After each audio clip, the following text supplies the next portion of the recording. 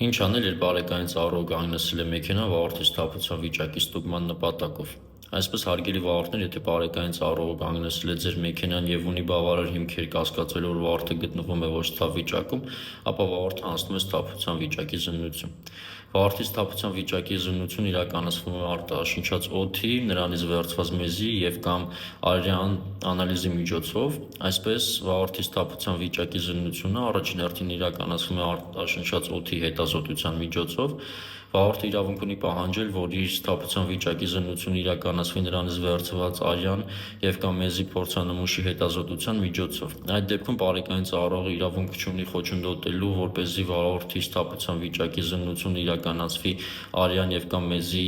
փորձանմուշի միջոցով, իսկ նման դեպքերում բարեկային ծառայողի կայացրած որոշումը տուգանքի կամ տրանսպորտային միջոցով վարելու իրավունքի զրկելու մասին կարող է դատական կարգով ճանաչվել անվավեր։